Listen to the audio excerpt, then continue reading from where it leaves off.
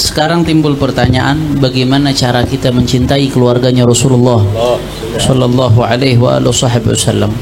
Kata beliau, kalau kita mau bertanya tentang cara mencintai keluarga Rasulullah Sallallahu Alaihi Wasallam, maka yang akan menjawab pertanyaan tersebut adalah Sayyidina Abu Bakar As-Siddiq radhiyallahu taala anhu wa ardhah. Sayyidina Abu Bakar As-Siddiq, beliau sendiri yang mengatakan, wallahi la garabatu Rasulillah sallallahu alaihi wasallam ahabbu ilayya min qarabati. Kata Sayyidina Abu Bakar As-Siddiq, sungguh demi Allah, kerabat Rasulullah sallallahu alaihi wasallam jauh lebih aku cintai daripada kerabatku sendiri. Maka kata beliau, dari sini bisa diambil kesimpulan, semakin besar kadar cinta Rasulullah kepadamu, maka akan semakin besar kadar cintamu kepada Ahlul Bait. Semakin besar kadar cinta Rasulullah kepadamu, kalau kamu mau tahu Nabi cinta nggak sama kamu, Nabi sayang nggak sama kamu. Kalau kamu pengen tahu, lihat sejauh mana kecintaanmu kepada Ahlul Bait, keluarganya baginda Rasulullah sallallahu alaihi wasallam. Kemudian beliau menyampaikan, bagi ada mahbub, ada muhib di sini, ada yang pecinta, ada yang dicintai. Maka wajib bagi seluruhnya untuk mengenal, tasyarruf atau ta'arruf, harus mengenal, mengetahui. Karena kalau sudah mengetahui, nanti kita akan mendapatkan tasyarruf, mendapatkan kemuliaan dari Allah Subhanahu wa taala. Tapi harus tahu dulu, siapa itu manhum Ahlul Bait, siapa itu keluarganya Rasulullah sallallahu alaihi wasallam.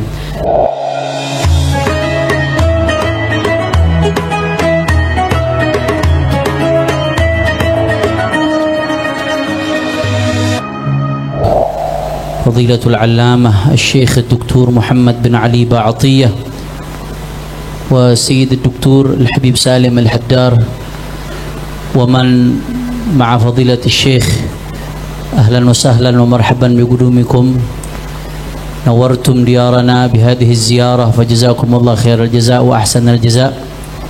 Tidak berpanjang lebar, saya berdiri di sini sebagai mutarjim, penerjemah daripada Syekh yang nanti insya Allah akan menyampaikan nasihatnya buat kita. Tapi sebelumnya saya mau menyampaikan dulu kepada segenap jamaah, kita beruntung pada siang hari ini kita kedatangan seorang ulama besar. Saat ini beliau salah satu tokoh daripada ulama besar yang ada di Hadramut. Beliau rektor Universitas Islam Imam Syafi'i yang ada di Mukalla. Beliau seorang penulis produktif. Di antara karya-karya beliau sebagaimana telah kita share di di grup, ada Ghayatul Muna bi Syarh As-Safinatin Najah yang sudah tidak asing lagi untuk kita. Kitabnya telah sejak lama kita kenal kitab tersebut, dan berbagai karya-karya beliau lain, baik di dalam ilmu fiqih atau ilmu al-aqidah atau dalam ilmu tasawuf. Dan beliau juga hadir di tengah-tengah kita di sini sebagai penyambung kita dengan banyak ulama-ulama terdahulu. Beliau ulama belajar mulazamah kepada Sayyidil Habib Al-Imam Al-Arif Fillah Da'i Ilallah Al-Habib Ahmad Mashhur bin Taha Al-Haddad, yang kita kenal bagaimana dakwahnya beliau mengislamkan ratusan ribu orang di Afrika. Al-Habib Ahmad Mashhur bin Taha Al-Haddad, Fadilatul Syekh Muhammad bin Ali Ba'atiyah, termasuk salah satu daripada murid-murid yang sangat dekat dengan beliau. Begitu juga beliau lama belajar kepada guru beliau Sayyidil Imam Al-Qutub Al-Habib Abdul Qadir bin Ahmad As-Saggaf, yang termasuk guru beliau Al-Habib Abdul Rahman Al-Kaf, sahib kitab Al-Jirab Al-Miskin, salah satu kakek daripada Al-Habib Hamid Al-Kaf, Imam FI DKI Habib Tahir Al-Kaf, dan para alim ulama, paman ada pamannya Habib Hamid Al-Kaf, Habib Hamid Al-Kaf, Habib Tahir Al-Kaf, dan para alim ulama lainnya, para masyayikh lainnya, yang alhamdulillah kita nggak bisa bertemu mereka, tapi Allah kasih kita kesempatan untuk bertemu dengan Syekh Muhammad bin Ali Ba'atiyah. Maka insya Allah nanti fi akhiril majlis, raghbatan fil ittisal bihaula'ir rijal wa niyabatan 'an al-walid Al-Habib Muhammad Rizq bin Husain bin Syihab, nastajiz al-Syekh fi akhir muhadaratih. Kita pengen ijazah dari beliau mimma akhadahu min syuyukhihi min Habib Ahmad Mashhur bin Taha Al-Haddad wal Habib Abdul Qadir bin Ahmad As-Saggaf wa jami' masyayikh al-afadhil wa masyayikh Daw'an wa masyayikh Wadi Hadramut. Mudah-mudahan insyaallah hari ini dengan berkat kedatangan beliau kita bersambung dengan mereka orang-orang besar insyaallah. Dan juga Sayyidi Syekh, alhamdulillah hadal majlis nahna al-an fi markaz syariah ya Syekh alladhi assasahu al-walid Al-Habib Muhammad Rizq bin Husain bin Syihab, majlis markaz syariah. Nahna fi Petamburan fil majlis al-markazi وهناك معهد في الجبل، المعهد مسور بالغابات، الطلبة لا يستطيعون الخروج، المعهد بدون سور لكن السور الغابات. الحمد لله، حتى يكون الجو يساعدهم على التعلم والهدوء والاطمئنان. هناك تقريبا قرابة 300 طلبة في المعهد في الجبل تحت إشراف الوالد الدكتور الحبيب محمد رزق بن حسين بن شاب. وهذا المجلس الذي كنا بصدده يقال له مدرس الأربعاء سيدي الشيخ، تبركا بمدرس في رباط ثريم، مدرس يوم الأربعاء. يدرس في هذا المدرس، يحضر في هذا المدرس كل يوم الأربعاء عدد من الأساتذة والمدرسين وطلبة العلم يدرسون فيه الفرائض، ويقوم بالتدريس الوالد الحبيب رزق، وأيضا رسالته الدكتورة في مناهج التمييز بين أصول الدين وفروع الدين، وأيضا الحكم العطائية وعلوم القرآن والقواعد الفقهية. سيدي هذا المدرس يكون كل يوم الأربعاء. لا أبدا سيدي، إلا مثلا في مثل هذه المناسبات، يعني يجعل مناسبة خاصة، محاضرة علمية من ضيوفنا الكرام أمثالكم سيدي.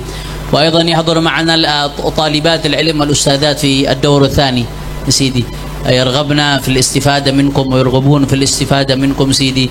فقدومكم هذا فرصة ذهبية لنا لنستفيد منكم ونشرب من معينكم المبارك. جزاكم الله خير الجزاء.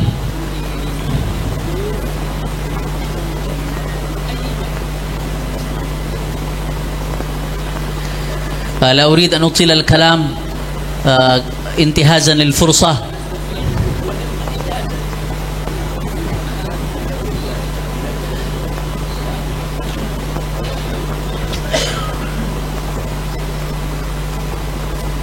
فلا أريد أن أطيل الكلام انتهازا للفرصة. نرجو من فضيلة الشيخ أن يلقي لنا محاضرته فلتكن آذاننا.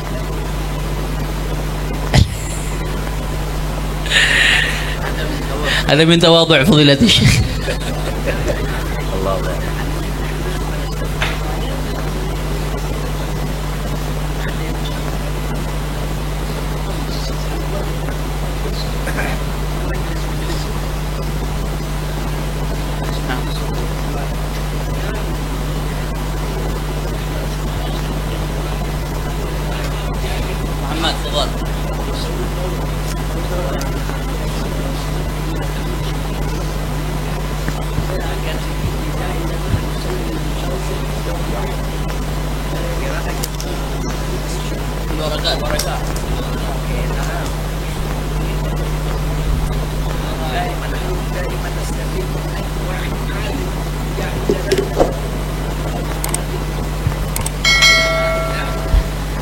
فلتكن آذاننا صاغية وقلوبنا واعية.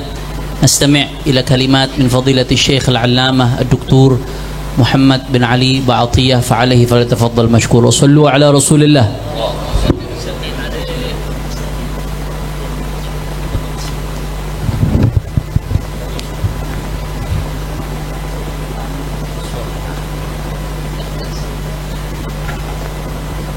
السلام عليكم ورحمة الله وبركاته.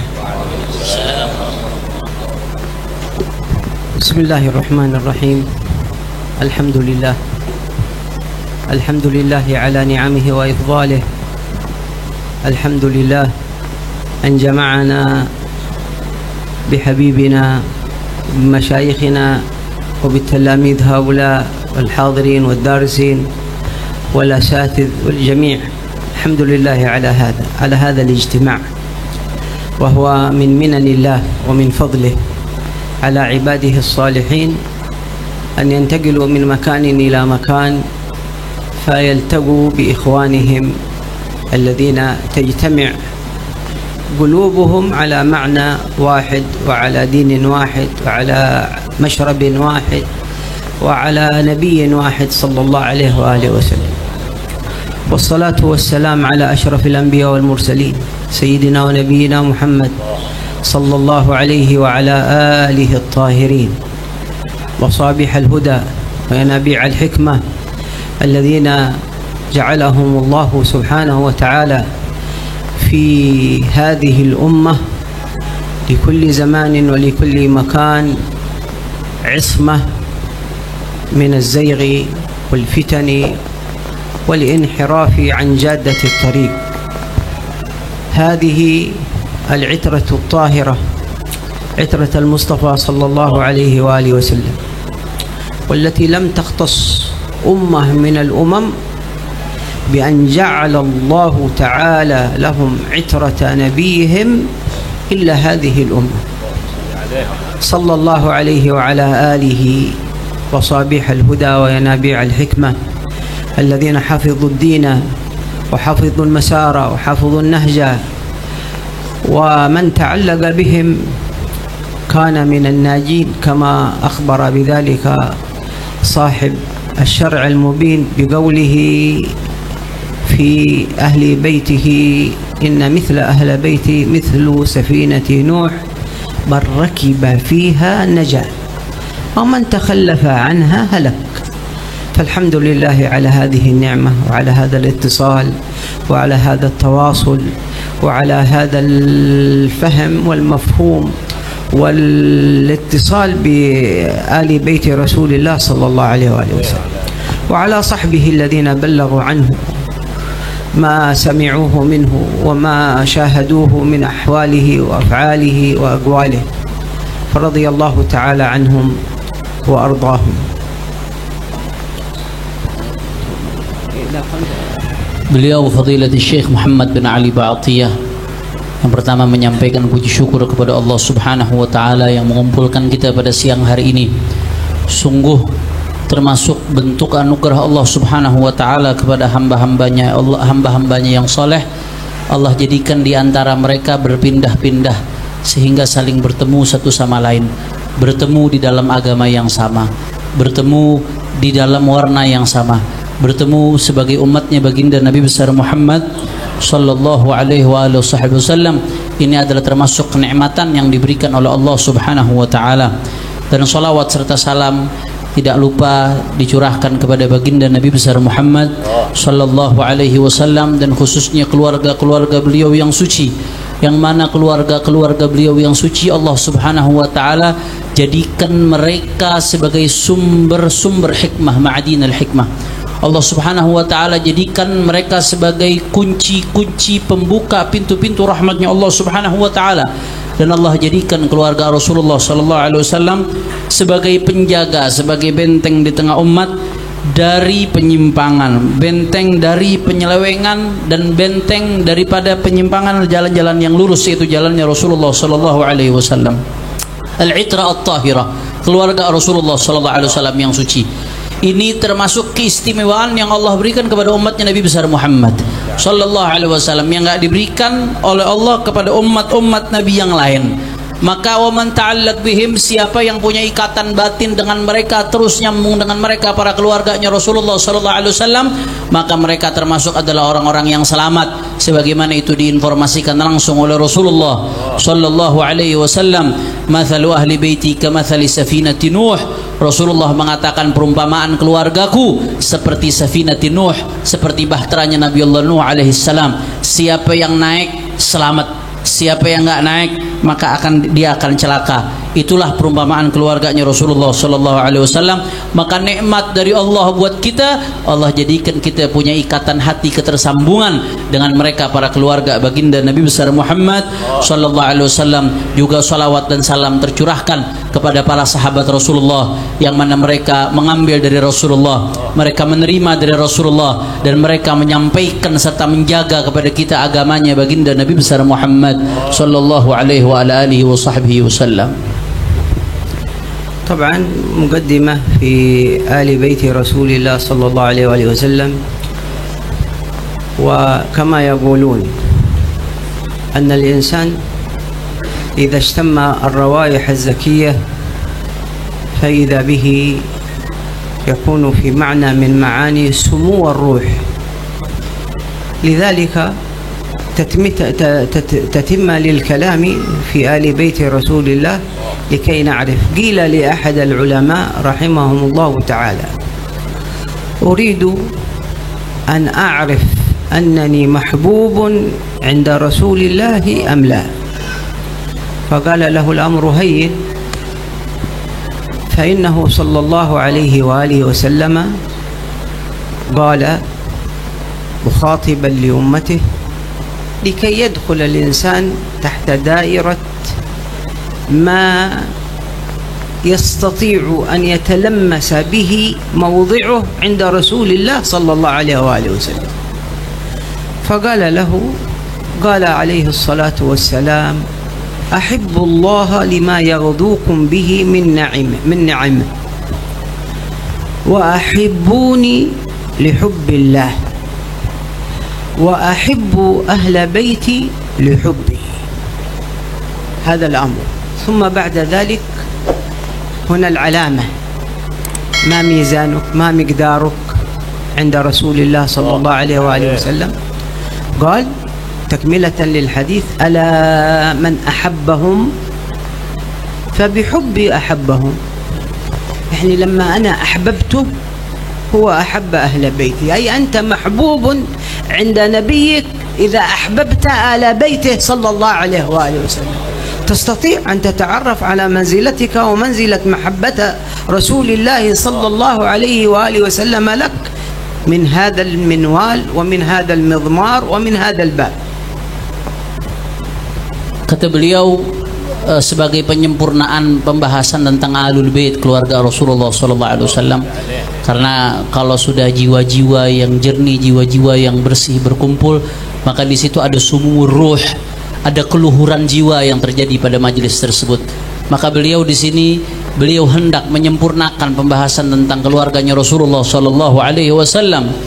Kata Syekh, ada seseorang yang bertanya kepada orang saleh, kepada ulama, saya pengen tahu apakah saya mahbub atau tidak, dicintai atau tidak oleh Rasulullah SAW. Saya ini dicintai apa enggak sama Nabi? Saya pengen tahu tolak ukurnya apa.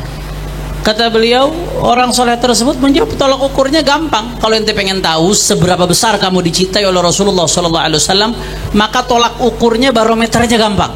Bagaimana barometernya? Barometernya ada dalam hadisnya Rasulullah SAW. Rasulullah sendiri mengatakan, ahibbullah lima yaghdukum bihi min ni'amih. Cintailah Allah karena nikmat-nikmat Allah yang Allah berikan kepada kalian. Kemudian Rasulullah SAW menyampaikan lagi, wa ahibbuni li hubbillah. Cintai aku karena cinta kalian kepada Allah Subhanahu wa taala.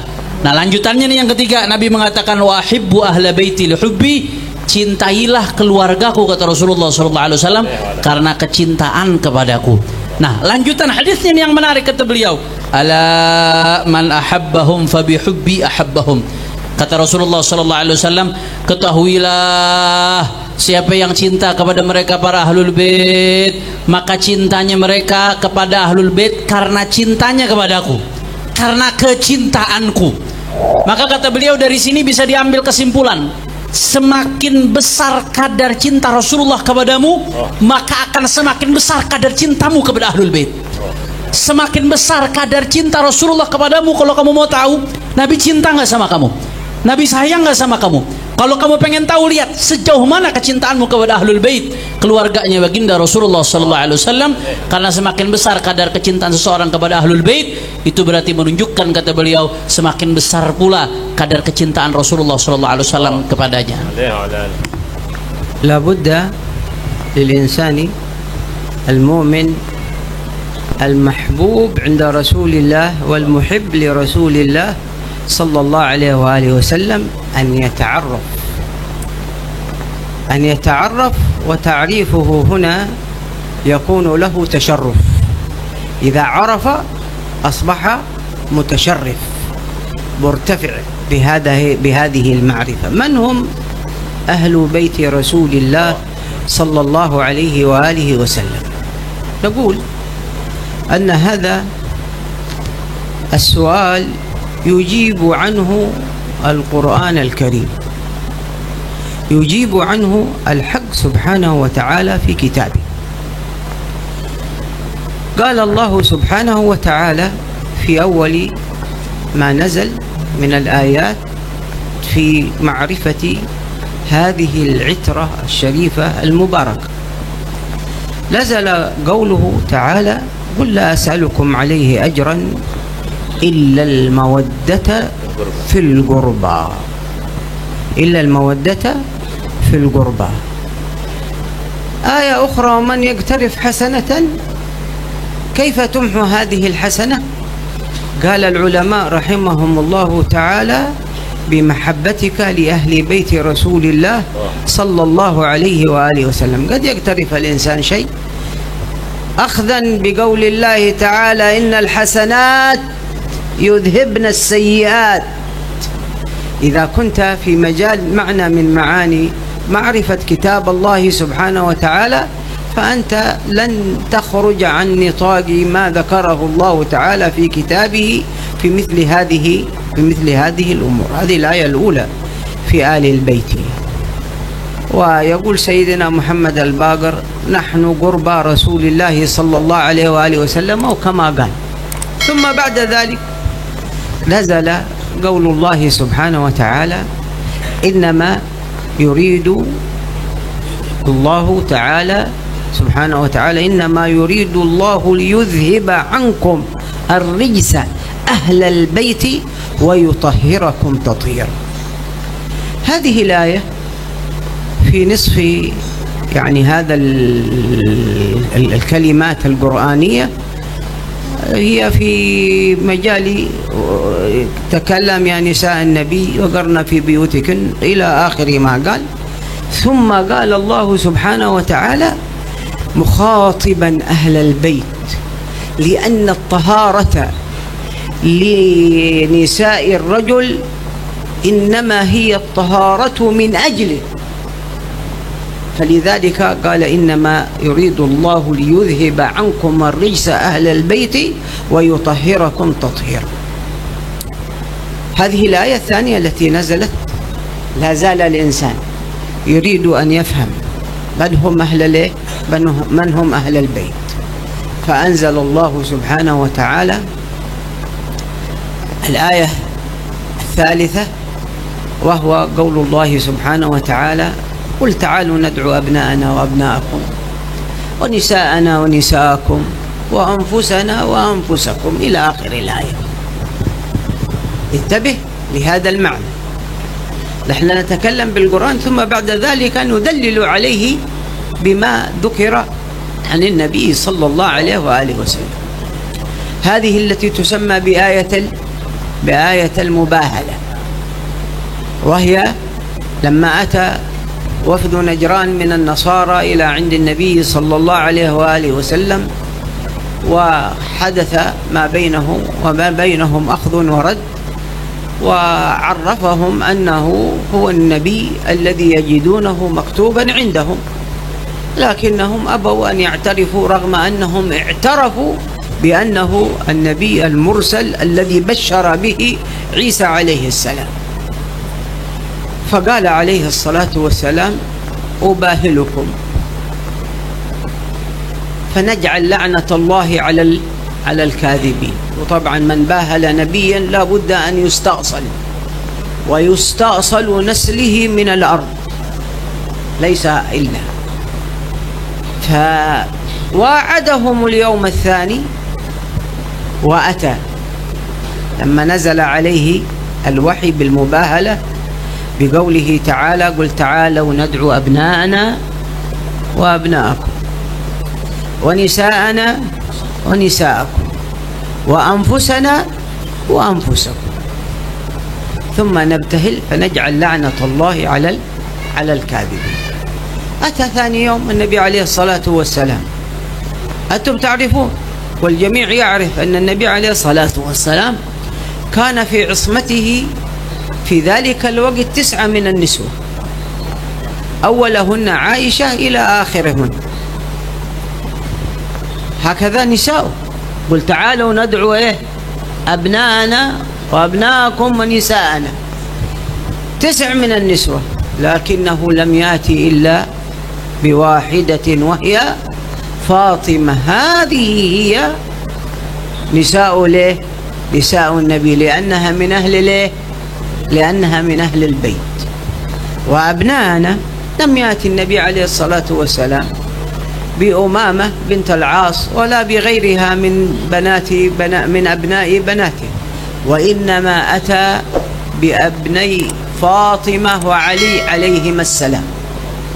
فأتى بالحسن والحسين. هذا هو أو هؤلاء هم أبناؤه صلى الله عليه وآله وسلم الذين أمره الله تعالى بأن يأتي بهم. ثم قال وأنفسنا، وأنفسنا، فأتى النبي نفسه، لكن أتى معه نفس أخرى، وهي نفس من؟ نفس علي، لأن نفس علي من نفس النبي، ونفس النبي من نفس علي. لذلك لما أتى أحد الصحابة رضوان الله عليهم أجمعين إلى النبي عليه الصلاة والسلام قائلا له: من أحب الناس إليك؟ قال: أبو بكر. قال: ثم من؟ قال: عمر. قال: وأين علي يا رسول الله؟ يعني ما ذكرت علي. قال: أتيت تسأل عن أصحابي أم عن نفسي التي بين جنبي؟ اللهم صل عليه وعلى آله. فهؤلاء هم أهل البيت. لذلك قال العلماء أن النبي عليه الصلاة والسلام عندما نزلت عليه آية التطهير جمع فاطمة وعليا والحسن والحسين ثم جللهم بردائه، ولذلك يسمون بأهل الكساء. فقال: اللهم هؤلاء أهل بيتي فأذهب عنهم الرجس وطهرهم تطهيرا. وفي آية المباهلة نساؤه فاطمة وأبناؤه الحسن والحسين ونفس من؟ سيدنا علي عليه السلام. سيدنا علي هام وقام. ينبغي لكل طالب علم ولكل محب أن يدرس تاريخ وسيرة هذا الإمام العظيم الكبير سيدنا علي عليه السلام. Kemudian beliau menyampaikan bagi ada mahbub, ada muhib di sini, ada yang pecinta, ada yang dicintai. Maka wajib bagi seluruhnya untuk mengenal, tasyarruf atau ta'arruf, harus mengenal, mengetahui. Karena kalau sudah mengetahui nanti kita akan mendapatkan tasyarruf, mendapatkan kemuliaan dari Allah Subhanahu wa taala. Tapi harus tahu dulu siapa itu manhum ahlul bait, siapa itu keluarganya Rasulullah sallallahu alaihi wasallam. Nah, kita akan berkenalan tentang siapa itu keluarga Nabi. Dari mana kita akan berkenalan? Dari Al-Quran. Al-Quran yang akan mengenalkan kita siapa itu keluarganya baginda Rasulullah sallallahu alaihi wasallam. Ada 3 ayat di sini yang beliau sebutkan yang berkaitan dengan siapa itu keluarganya Rasulullah sallallahu alaihi wasallam. Ini penting sekali untuk kita catat. Yang pertama adalah firman Allah Ta'ala: "Qul la as'alukum alaihi ajran illa al-mawaddata fil qurba." Allah Subhanahu wa taala mengatakan kepada baginda Nabi besar Muhammad sallallahu alaihi wasallam, "Qul," katakan wahai Muhammad, "la as'alukum alaihi ajra." Katakan kepada umatmu. Ini segala jerih payah Nabi sallallahu alaihi wasallam dalam berdakwah, perjuangan Nabi yang begitu luar biasa. "La as'alukum alaihi ajra." Katakan kepada umatmu, aku tidak meminta kepada kalian ajr, balasan, upah atas dakwahnya Rasulullah sallallahu alaihi wasallam. Cuma apa? Illal mawaddata fil qurba. Yang Allah suruh minta al-mawaddata fil qurba, kecintaan kepada al-qurba, kepada kerabat keluarganya baginda Nabi besar Muhammad sallallahu alaihi wasallam. Kemudian dalam sebuah riwayat disebutkan Sayyidina Muhammad al-Baqir yang merupakan cucunya Rasulullah sallallahu alaihi wasallam, Sayyidina Muhammad al-Baqir ibn Ali Zainal Abidin ibn al-Imam Husain as-Sibt ibn Sayyidina Ali bin Abi Talib wa Sayyidatuna Fatimah Zahra bintu Rasulullah sallallahu alaihi wasallam. Sayyidina Muhammad al-Baqir kemudian beliau mengatakan, "Nahnu qurba Rasulullah sallallahu alaihi wasallam." Kata Sayyidina Muhammad al-Baqir, kami adalah kurbanya Rasulullah. Artinya tadi kan di ayat tadi disebutkan Allah Ta'ala mengatakan, katakan wahai Muhammad, aku tidak minta apa-apa balasan atas segala dakwahku kecuali mawaddah, kecintaan terhadap kurba. Siapa itu kurba? Sayyidina Muhammad al-Baqir mengatakan, nahnu kurba Rasulillah. Kamilah yang dimaksud dengan kurba, kerabat daripada baginda Nabi besar Muhammad sallallahu alaihi wa alihi wa sahbihi wasallam. Kemudian kita bisa tahu dari ayat yang kedua. Ayat yang kedua yang dimaksud dengan ahlul bait Rasulullah selain tadi kerabatnya Rasulullah sallallahu alaihi wasallam, keturunan Rasulullah sallallahu alaihi wasallam, di sini disebutkan ayat yang kedua, innama yuridullahu liyudhhiba ankum rijsa ahlal baiti wa yutahhirakum tathhira. Allah Subhanahu wa taala berfirman, sesungguhnya Allah Subhanahu wa taala ingin mensucikan dari kalian ar-rijs, kotoran wahai ahlul bait, dan Allah ingin mensucikan ahlul bait sesuci-sucinya. Ini kalau kita baca Al-Qur'an, kalau kita buka ayat Al-Qur'an, ayat ini turun konteksnya sedang bicara ayat-ayat sebelumnya tentang istri-istrinya baginda Nabi besar Muhammad sallallahu alaihi wasallam. Maka dari sini kita bisa tahu bahwasanya yang dimaksud ahlul bait salah satunya adalah istri-istrinya baginda Rasulullah sallallahu alaihi wasallam, karena ayat ini konteksnya bicara tentang istri-istri Nabi. Kemudian tadi Syekh mengatakan at-taharah li nisa'ir rajul innama hiya taharatu min ajlih. Ketika Allah Subhanahu wa taala menyatakan kesucian, suci, kalau dinyatakan istri atau keluarga perempuan dari seseorang itu suci, maka pada hakikatnya yang disucikan adalah pemimpin daripada keluarga tersebut, orang laki-laki daripada keluarga tersebut yang sedang disucikan oleh Allah Subhanahu wa taala. Maka di sini yang dimaksud adalah kesucian untuk baginda Nabi besar Muhammad sallallahu alaihi wasallam. Ini ayat yang kedua yang berkaitan dengan ahlul bait Rasulullah. Kalau kita pengen kenal siapa ahlul bait Rasulullah sallallahu alaihi wasallam, ayat ini tadi konteksnya berkaitan dengan istri-istrinya Rasulullah sallallahu alaihi wasallam. Kemudian ayat yang ketiga, ayat yang turun dalam konteks mubahalah, yaitu ta'alau nad'u abna'ana wa abna'akum wa nisa'ana wa nisa'akum wa anfusana wa anfusukum ila akhir ayat, ila akhir ayat. Allah Subhanahu wa taala menurunkan ayat ketika Najran, mereka datang kepada Rasulullah sallallahu alaihi wasallam, kemudian Rasulullah sallallahu alaihi wasallam ajak mereka untuk beriman kepada Nabi sallallahu alaihi wasallam. Ya, mereka tahu bahwasanya Rasulullah ini adalah nabi yang sudah diberikan kabar gembira oleh Nabi Allah Isa alaihissalam, bahwasanya akan datang nanti nabi di akhir zaman yang menjadi penutup para nabi dan seterusnya. Mereka tahu, tapi meski demikian mereka tetap ingkar. Mereka nggak mau beriman sama Rasulullah sallallahu alaihi wasallam. Akhirnya apa yang terjadi? Ketika itu diajak mubahalah. Ayo panggil anak-anak kalian, panggil perempuan-perempuan kalian, panggillah diri-diri kalian, kemudian di situ bermubahalah, maka yang berbohong akan dilaknat oleh Allah Subhanahu wa taala. Tadi beliau mengatakan tidak ada satu orang pun yang bermubahalah dengan Nabi. Kalau udah bermubahalah dengan Nabi, dengan Rasul, pasti akan dihancurkan sehancur-hancurnya oleh Allah. Dia akan hancur dan keturunannya pun akan hancur, nggak akan ada keturunannya.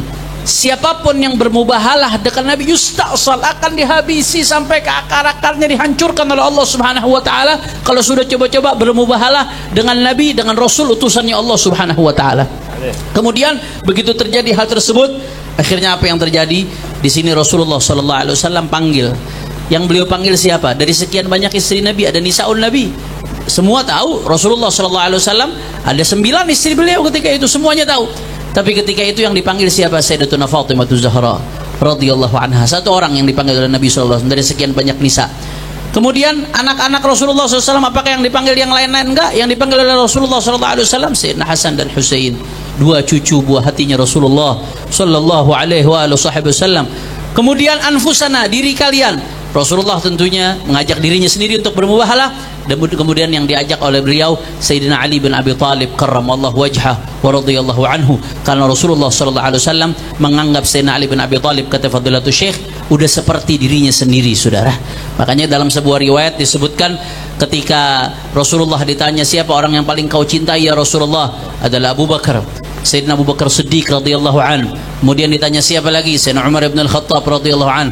Kemudian nanya, wahai Rasulullah, Ali di mana ya Rasulullah? Kok Ali enggak disebutkan ya Rasulullah? Kau sebutkan Sayyidina Abu Bakar, Sayyidina Umar, Sayyidina Ali di mana enggak disebutkan? Kata Rasulullah, Sayyidina Ali udah seperti diriku sendiri, udah menyatu dengan aku, kata Rasulullah sallallahu alaihi wasallam. Makanya ketika diajak mubalah anfusana, yang dipanggil sama Nabi siapa? Diri beliau sendiri dan Sayyidina Ali bin Abi Thalib radhiyallahu taala anhu wa ardah. Kemudian mereka dipakaikan kisah, apa? Kain apa kisah ya?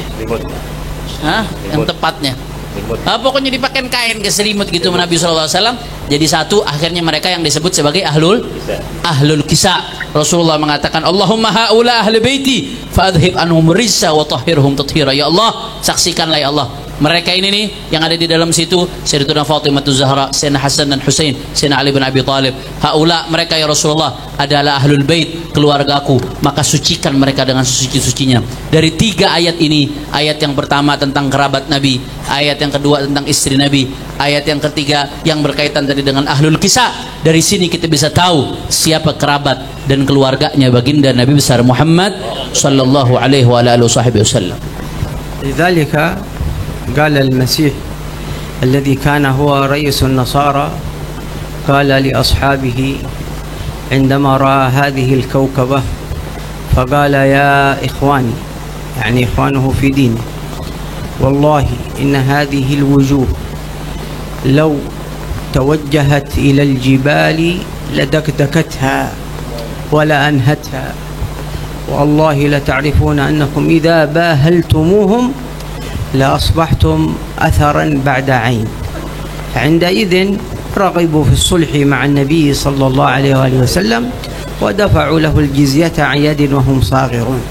فأهل بيته انظروا إلى هذا النصراني وهو زعيم النصارى في ذلك الوقت، وهو يقول إن هذه الوجوه لو توجهت، لما رآه كوكبة عظيمة زلزلت قلبه، هكذا لو توجهت إلى الجبال لأصبحت دكا، فكيف بكم أنتم؟ فصالحوه صلى الله عليه وآله وسلم على ما أراد. فأهل البيت الحمد لله أننا عرفناهم وهم سيدنا وأبطلوا المباهلة وأعطوا الجزية عن يد وهم صاغرون، يعني صالحوه.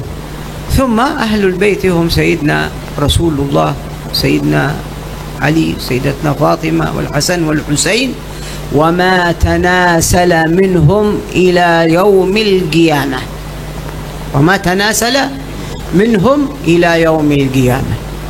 ينبغي لنا أن نفهم هذا، لأنه صلى الله عليه وآله وسلم يقول فيما رواه سيدنا الإمام مسلم في صحيحه: تركت فيكم ما إن تمسكتم به لن تضلوا بعدي أبدا، كتاب الله وعترتي أهل بيتي، فإنهما حبلان ممدودان إلى السماء.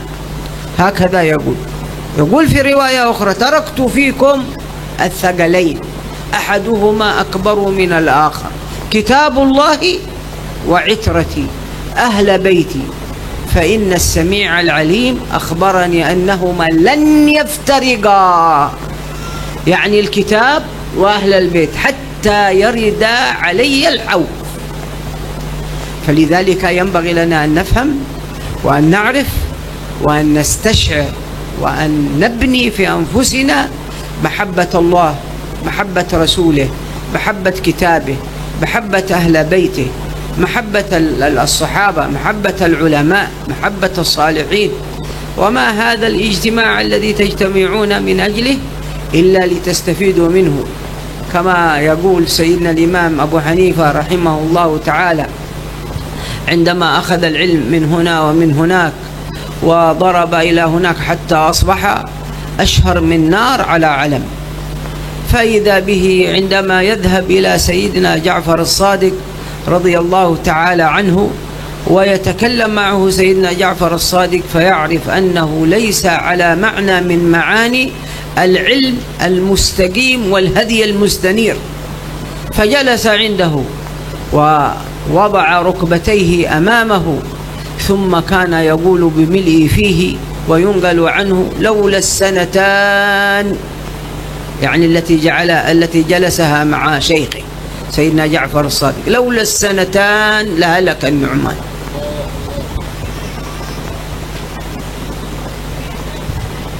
Kemudian kata beliau tadi ada satu hal yang terlewat bicara ketika tentang mubahalah tadi. Akhirnya Nasara Najran setelah Rasulullah SAW mengumpulkan ahlul kisah, Rasulullah, Sayyidina Hasan dan Husain, Sayyidatuna Fatimah Zahra dan Sayyidina Ali bin Abi Thalib. Akhirnya pemimpin mereka nih ngomong kepada teman-temannya, "Syuf, ini yang dikumpulin wajah-wajah yang luar biasa. Wajah-wajah yang kalian lihat ini nih, wajah-wajah keluarganya Rasulullah SAW. Andai kata mereka berhadapan dengan gunung, maka gunung yang akan berguncang," katanya. Dan kalau kalian coba-coba mubahalah nih berhadapan sama mereka, habis kalian, selesai semuanya. Ini yang ngomong pimpinannya Nasara kepada rombongan daripada Najran tadi yang menolak Rasulullah SAW. Jadi udah dah, jangan coba-coba, nggak usah dilanjutin, bahasa gampangnya begitu, nggak usah dilanjutin. Akhirnya mereka membatalkan mubahalah. Mereka lihat kalau emang dilanjutkan ini menjadi celaka buat mereka. Mereka batalkan mubahalah tersebut. Setelah dibatalkan mubahalah tersebut, akhirnya mereka membayar jizyah. Mereka harus membayar jizyah dalam keadaan hina dan dina ketika itu. Dan kemudian tadi bicara soal ahlul bait, beliau menegaskan lagi, maka yang dimaksud dengan ahlul baitnya Rasulullah sallallahu alaihi wasallam juga di sini tidak lain dan tidak bukan mereka adalah Sayyidatuna Fatimah Zahra, Sayyidina Ali bin Abi Thalib dan Sayyidina Hasan dan Husain wa ma tanasala minhum ila yaumil qiyamah. Siapa yang menjadi keturunan Sayyidina Hasan dan Husain, yang turun temurun dari Hasan dan Husain, beranak pinak turun temurun dari Hasan Husain sampai hari kiamat, kata beliau, itulah ahlul bait, keluarganya baginda Nabi besar Muhammad sallallahu alaihi wasallam. Ini yang kata beliau penting sekali untuk digarisbawahi, siapa yang dimaksud dengan ahlul bait Rasulullah sallallahu alaihi wasallam. Dan ini sesuai dengan hadis yang diriwayatkan dalam Sahih Muslim, bahwasanya Rasulullah SAW mengatakan taraktu fikum ma in tamassaktum bihi ma lan tadillu ba'di abada. Kata Rasulullah, aku tinggalkan kepada kalian dalam riwayat Tsaqalain ada dua pusaka. Kalau kalian pegang teguh dua pusaka tersebut, kalian gak akan pernah tersesat selama-lamanya, kalian gak akan pernah menyimpang selama-lamanya. Siapa dua pusaka tersebut? Yang pertama kitabullah, Al-Quran, dan yang kedua itrati ahli baiti, keluarganya baginda Nabi besar Muhammad sallallahu alaihi wasallam. Beliau menyampaikan dalam sebuah riwayat disebutkan fa inna sami'al alim akhbarani, bahwasanya sungguhnya Allah Subhanahu wa taala yang Maha mendengar dan Maha mengetahui. Allah Subhanahu wa taala memberi kabar kepadaku bahwasanya antara kitabullah dan ahlul bait lan yaftariqa hatta yarida alayyal hud. Kedua-duanya, antara kitabullah dan ahlul bait keluarganya Rasulullah sallallahu alaihi wasallam, keduanya enggak akan pernah berpisah sampai nanti keduanya berkumpul di telaganya baginda Nabi besar Muhammad sallallahu alaihi wasallam. Makanya dari majelis-majelis seperti ini beliau mengatakan, kita belajar bagaimana cinta kepada Allah, mahabbatullah. Kita belajar mahabbatu Rasulullah, cinta kepada Rasulullah sallallahu alaihi wasallam. Kita belajar juga cinta kepada ahlul bait. Kita belajar cinta kepada para sahabat. Kita belajar cinta kepada para ulama pewarisnya baginda Nabi besar Muhammad sallallahu alaihi wasallam. Dari majelis-majelis ini kita belajar cinta seperti itu. Beliau teringat, kata beliau, kepada sebuah kisah, yaitu Sayyidina Abu Hanifah An-Nu'man radhiyallahu taala anhu Allah, salah satu imam daripada imam madhab yang 4. Sayyidina Abu Hanifah setelah beliau terkenal, setelah beliau belajar ke sana dan ke sini, setelah beliau menghabiskan hidupnya dalam pengembaraan menuntut ilmu, sudah punya popularitas yang luar biasa ketika itu. Akhirnya setelah itu beliau bertemu dengan Sayyidina Imam Ja'far As-Shadiq radhiyallahu taala anhu arda. Ketemulah Imam Abu Hanifah dengan Imam Ja'far As-Shadiq. Beliau duduk dengan Imam Ja'far As-Shadiq dan beliau ngambil ilmu dari Imam Ja'far As-Shadiq kurang lebih 2 tahun. Setelah beliau belajar nih, ketika belajar Imam Ja'far As-Shadiq, Sayyidina Imam Abu Hanifah udah alim, udah ngetop, udah alim. Saat itu beliau mengatakan apa? 2 tahun belajar Imam Ja'far Shadiq, laulas sanatan lahalakan Nu'man. Kalau bukan karena 2 tahun yang saya belajar kepada Imam Ja'far Shadiq, maka niscaya Abu Hanifah Nu'man akan celaka. Artinya beliau merasakan selama 2 tahun belajar kepada Imam Ja'far Shadiq, beliau mendapatkan apa yang tidak didapatkan sebelum-sebelumnya dari ilmu yang beliau ambil dari salah satu keluarganya baginda Nabi besar Muhammad sallallahu alaihi wasallam. نعم. إذا سأل سائل الآن بعد هذا ويقول كيفية المحبة لآل بيت رسول الله صلى الله عليه وآله وسلم، نقول هذا الجواب أجاب، أو هذا السؤال أجاب عنه الخليفة الأول سيدنا أبو بكر الصديق رضي الله تعالى عنه وأرضاه، فقال ليبين للأمة كيفية محبة آل بيت رسول الله صلى الله عليه وآله وسلم، فقال والله لقرابة رسول الله أحب إلي من قرابتي. هذا الذي دعا مثل الإمام السيوطي رحمه الله تعالى لكي يتقرب إلى رسول الله صلى الله عليه وآله وسلم، ألف كتابا في محبة آل بيت رسول الله وللتعريف بهم، وسماه اسما عجيبا، سماه إحياء الميت في فضائل أهل البيت، ولم يتكلم فيه بكلام، بل أورد في هذا الكتاب 60 حديثا عن النبي صلى الله عليه وسلم في آل بيته وما يجب على الأمة تجاههم، فرضي الله تعالى عنهم وأرضاهم، وكيف كانوا على منزلة من منازل المحبة الصادقة. والعلم الذي يؤخذ من هؤلاء هو العلم جميع العلوم أخذت عن أهل بيت رسول الله صلى الله عليه وآله وسلم. لذلك عندما يترجم لسيدنا علي عليه السلام فيقال أن الفقه يعود إليه، الفقهاء في تسلسل انتسابهم أو في تسلسل أسانيدهم يعودون إلى سيدنا علي عليه السلام. فهذا مذهب أبو حنيفة يعود إلى مذهب سيدنا محمد الباقر ولسيدنا زيد بن علي وهكذا. لذلك مذهب زيد بن علي ومذهب الإمام أبي حنيفة ما بينهما تشابه كثير.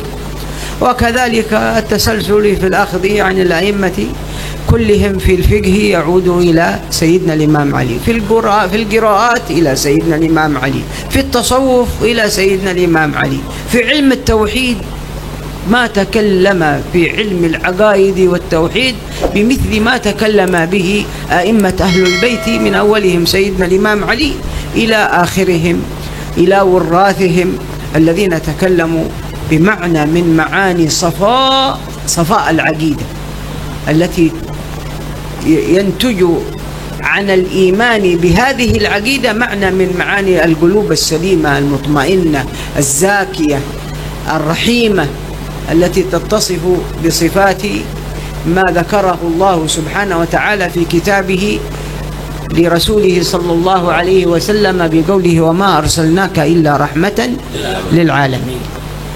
ولا أريد أن أطيل عليكم، ولكن نزولا لرغبة سيدي الحبيب وإلا فإنني ليس في العير ولا في النفير، ولكن كما يقال المفروض أنني أقول كما قالوه أهل المدينة لا يفتى ومالك في المدينة، لا يفتى ومالك في المدينة. هذا لها قصة كبيرة عند العلماء رحمهم الله تعالى، وقالوا أن امرأة غاسلة تغسل الأموات فدخلت تغسل واحدة من النساء، ثم بعد ذلك التصقت يدها في عورة تلك المرأة، فما عرفوا ماذا يفعلون، فسألوا علماء المدينة، فمنهم من يقول الحي أولى من الميت فاقطعوا جزءا من تلك الميت، ومنهم من قال اقطعوا يد المرأة، ولم يهتدوا إلى صواب. فسألوا الإمام مالك فقال لهم اجلدوها حد القذف 80 جلدة، فالتزموا أمره فجلدوها. فلما وصلوا إلى 80 انفكت تلك اليد، كانت تلك المرأة من الأولياء الصالحين. وهذه المرأة عندما كانت تغسلها وعندما وصلت إلى غسل عورتها قالت في نفسها لما سألوها ماذا قلت؟ قالت قلت في نفسي كم زنى هذا الفرج. فحصل هذا ولم يفرج عن هذه المسألة إلا سيدنا الإمام مالك، فقالوا لا يفتى ومالك في المدينة يا حبيب. ولكن ماذا نقول؟ نسأل الله سبحانه وتعالى لنا ولكم التوفيق والسداد، وصلى الله على سيدنا محمد وعلى آله والعفو منكم ya Habib. Kemudian sekarang timbul pertanyaan, bagaimana cara kita mencintai keluarganya Rasulullah Sallallahu Alaihi Wasallam.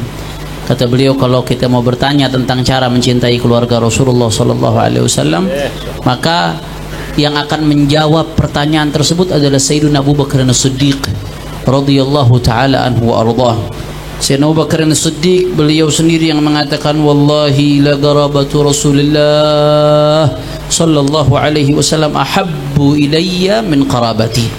Kata Sayyidina Abu Bakar As-Siddiq, sungguh demi Allah kerabat Rasulullah sallallahu alaihi wasallam jauh lebih aku cintai daripada kerabatku sendiri. Itu adalah Sayyidina Abu Bakar As-Siddiq radhiyallahu taala anhu arda.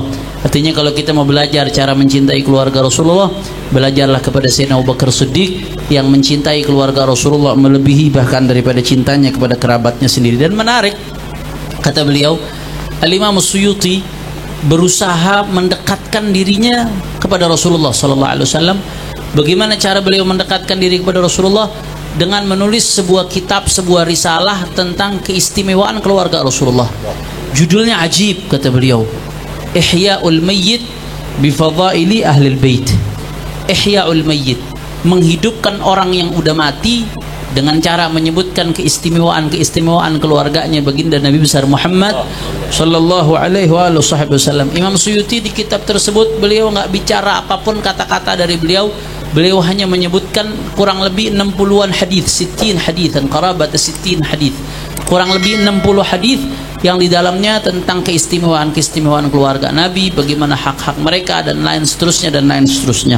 Itulah Imam Suyuti. Jadi Imam Suyuti saking pengen dekat sama Rasulullah SAW, beliau tulis kitab ini, kitab tersebut supaya mendekatkan diri beliau dengan Rasulullah SAW. Dan kalau kita bicara ilmu, kata Syekh Muhammad, kita bicara ilmu, sebetulnya semua ilmu-ilmu yang ada saat ini, kata beliau, nggak lepas kita ngambil dari ahlul baitnya Rasulullah SAW. Kalau kita mau lihat biografinya para fuqaha, biografinya orang-orang yang ahli fikih, rata-rata kalau dirunut sanad keilmuannya ujung-ujungnya sampai kepada siapa? Sayyidina Ali bin Abi Thalib karramallahu wajhah, dan beliau adalah keluarganya Rasulullah SAW. Mau cari ilmu apa? Ilmu fikih, ujung-ujungnya ke Sayyidina Ali bin Abi Thalib. Mau cari ilmu apa? Mau cari ilmu tasawuf, ujung-ujungnya ke Sayyidina Ali bin Abi Thalib. Mau cari ilmu apa? Mau cari ilmu tauhid. Kata beliau, sejauh penelitian beliau, nggak ada orang yang bicara daripada generasi awal tentang ilmu tauhid yang lebih dahsyat dan yang lebih luar biasa daripada keluarganya baginda Nabi besar Muhammad sallallahu alaihi wasallam. Inilah keluarganya Rasulullah sallallahu alaihi wasallam.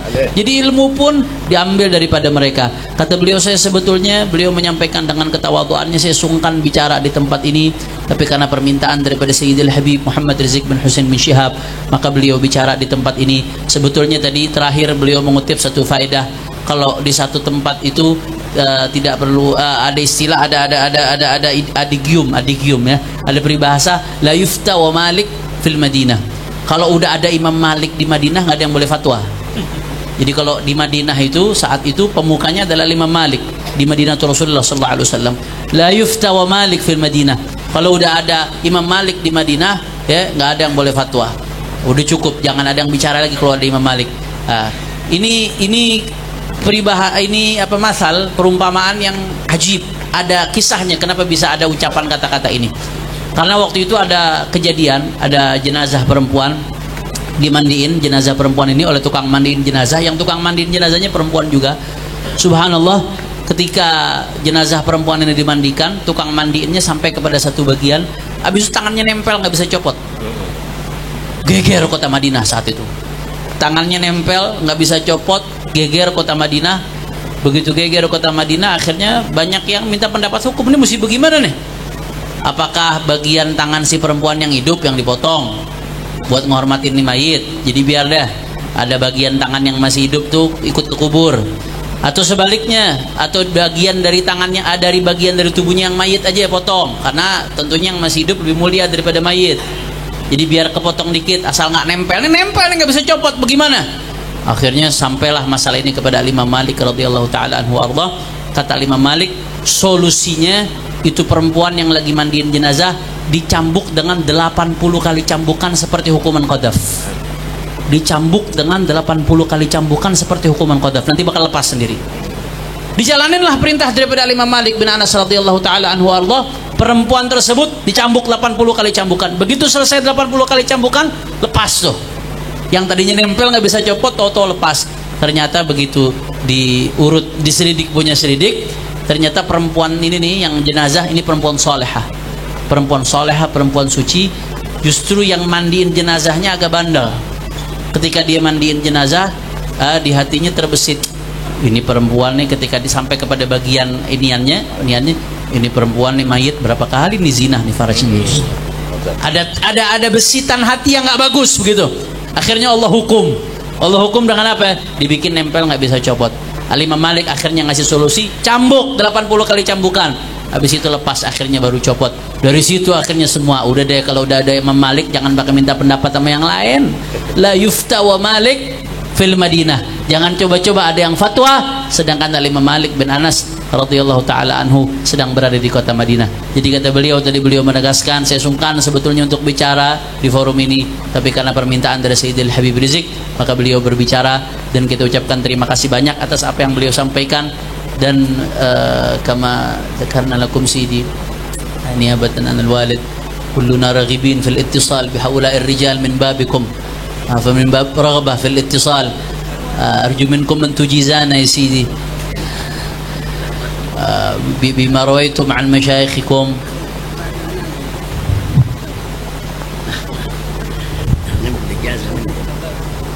Ijazah minkum, mungkin nanti ada yang mau bertanya ya, tapi sebelum itu kita dengar qasidah dulu. Ada ijazah. Batal ijazah nastami kita.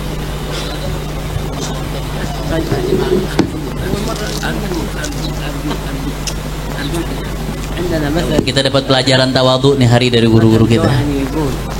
Min jahil ad-dar ma min ad-dar.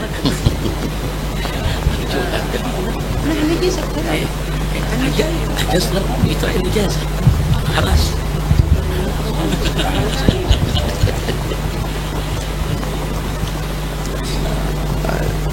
والله سمعا وطاعة وماذا نقول كما يقولون نلتزم الأمر. التزام الأمر خير من سلوك له، خير من سلوك الأدب. التزام الأمر خير من سلوك الأدب. هذا يذكرها العلماء رحمهم الله تعالى، خاصة مشايخنا البعلوي، يقولون سلوك امتثال الأمر خير من سلوك الأدب في مواضع، وسلوك الأدب خير من امتثال الأمر في مواضع. وأول من سن هذه السنة سيدنا أبو بكر الصديق رضي الله تعالى عنه. قالوا أنه لما ولي الخلافة خطب، فكان النبي عليه الصلاة والسلام يصعد على 3 درجات، فصعد على 2. سلوك له سلوك الأدب. ثم لما تولى سيدنا عمر نزل درجة وخطب على 1 درجة. ثم لما تولى سيدنا عثمان عاد إلى 3، لأنه لم يجد مساغا لسلوك الأدب، لأنه إذا خطب سيخطب على الأرض، وسيأتي من بعد الخليفة يحفر حفرة وهكذا كما يقولون. والأمر الثاني أن سيدنا أبو بكر أيضا لما تأخر النبي عليه الصلاة والسلام وقيمة الصلاة وتقدم فصفق القوم، وكان سيدنا أبو بكر لا يلتفت، فلما التفت فإذا بالنبي عليه الصلاة والسلام لما كثر التصفيق فعاد القهقراء، فأمره النبي أن يثبت فرفع يديه ثم عاد إلى الصف، لم يلتزم له الأمر بل سلك الأدب. ثم قال له النبي عليه الصلاة والسلام: لماذا لم تمكث حيث أمرته؟ فقال: ما كان ينبغي لابن أبي قحافة أن يصلي بين يدي رسول الله صلى الله عليه وآله وسلم. Menarik, ini kita dapat ilmu lagi nih. Sebelum ijazah kita dapat ilmu lagi. Jadi ada 2 kaidah. Ada kaidah imtithalul amr khair min sulukil adab. Ada kaidah sulukul adab khair min imtithalil amr. Imtithalul amr nih patuh perintah. Kadang-kadang kita nggak pantas buat ngelakuin, cuman karena ada perintah yaudah deh. Kalau dari segi adabnya kurang pantas, cuman karena perintah maka kita mengedepankan patuh perintah daripada adab. Tapi kadang-kadang ada kaidah sulukul adab khair min imtithalil amr. Walaupun diperintah tapi karena nggak pantas saya tetap gak mau. Karena sulukul adab, ngejaga adab lebih baik daripada patuh perintah. Ini kapan ini diamalkan? Kata beliau, ada kalanya kaidah pertama yang diamalkan menurut Sadatana Al-Ba'alawi, masyayikh beliau, ada kalanya kaidah kedua yang diamalkan, tergantung situasi dan kondisi. Jadi nggak nentu. Siapa yang pertama kali bicara tentang ini? Yang pertama kali menggariskan daripada kaidah ini secara tidak langsung, kata beliau, Sayyidina Abu Bakar Siddiq radhiyallahu taala anhu arda. Ketika Sayyidina Abu Bakar Siddiq radhiyallahu taala anhu arda diangkat sebagai khalifah, ketika itu kan kalau Rasulullah sallallahu alaihi wasallam khutbah, Rasulullah naik ke anak tangga yang ketiga daripada mimbar. Rasulullah naik ke anak tangga yang ketiga daripada mimbar, di situ Rasulullah SAW berkhutbah. Tapi Sayyidina Abu Bakar ketika jadi khalifah enggak, beliau cuma naik ke anak tangga yang kedua. Naik ke anak tangga yang kedua, kemudian di situ beliau menyampaikan khutbahnya. Sayyidina Abu Bakar Siddiq radhiyallahu taala anhu arda. Kemudian datanglah Sayyidina Umar bin Al-Khattab Sayyidina Umar menjadi khalifah. Sayyidina Umar naik cuma ke anak tangga yang pertama doang, nggak sampai ke anak tangga yang kedua, karena ngejaga adab sama Rasulullah sama Sayyidina Abu Bakar. Jadi Rasulullah di anak tangga yang ketiga, Sayyidina Umar di anak tangga yang Sayyidina Abu Bakar anak tangga yang kedua, Sayyidina Umar di anak tangga yang pertama doang diri khutbahnya.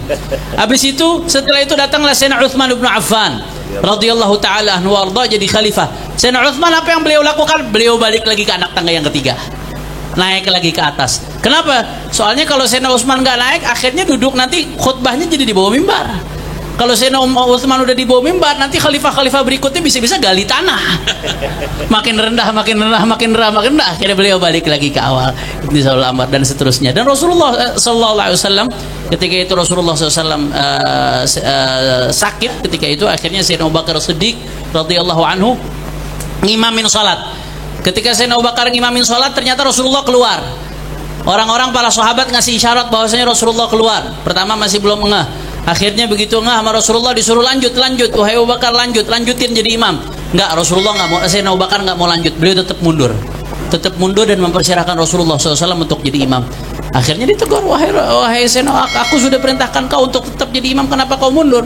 Kata Sayyidina Abu Bakar Siddiq, ya Rasulullah, enggak pantas anaknya Abi Quhafah jadi imam, sedangkan di situ ada Rasulullah sallallahu alaihi wasallam. Beliau melakukan itu adalah sulukul adab.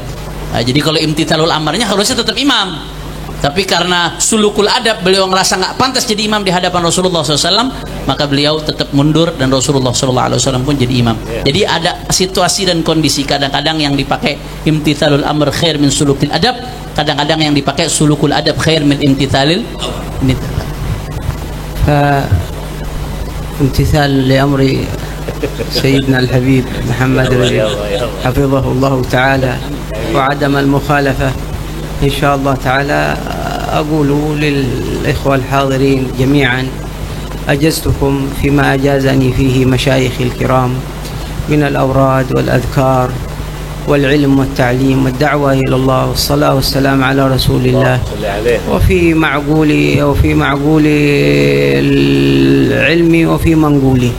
أجزتكم إجازة كما أجازوني، خاصة منهم سيدي وسندي ومولاي الحبيب أحمد مشهور بن طه الحداد، الحبيب خليفة الأسلاف الحبيب عبد القادر بن أحمد السقاف، وسيدي الحبيب محمد رشاد البيتي، وسيدي الحبيب عبد الرحمن بن أحمد الكاف، حسين بن أحمد الكاف، وسيدي الحبيب محمد بن عبد الله الهدار، الحبيب إبراهيم بن عقيل، الحبيب حامد بن علوي الحداد، والحبيب حامد الجيلاني، وجميع من أجازوني من مشايخي، خاصة الشيخ كرامة سيد، الشيخ محمد الباقبيرة، وجميع من استجزتهم وأجازوني، فقد أجزتكم بما أجازوني فيه وأذنت لكم أن تجيزوا من تشاءون. Semuanya katakan qabiltul ijazah. Jadi beliau tadi mengijazahkan dari guru-guru beliau.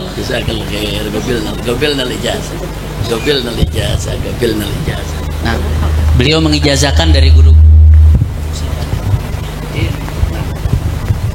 Tadi beliau mengijazahkan dari guru-guru beliau, diantaranya Habib Ahmad Mashhur bin Taha Al-Haddad, Al-Habib Abdul Qadir bin Ahmad As-Sagaf, Al-Habib Rashad Al-Baiti yang ngarang syarah daripada Al-Ajurumiyah, Habib Rashad Al-Baiti. Begitu pula Al-Habib Abdul Rahman Al-Kaf, sahib kitab Jirab Al-Miskin, paman daripada Habib Hamid Al-Kaf, Habib Tahir Al-Kaf. Dan banyak sekali tadi nama-nama masyayikh besar yang beliau sebutkan. Beliau mengijazahkan baik zikir, wirid, ilmu, kemudian baik ma'qul atau manqul. Beliau ijazahkan kepada semua yang hadir, dan beliau izinkan yang hadir untuk mengijazahkan sebagaimana ketentuan-ketentuan yang berlaku. Dan tadi kita sudah terima ijazah dari beliau. Mudah-mudahan jadi bersambung.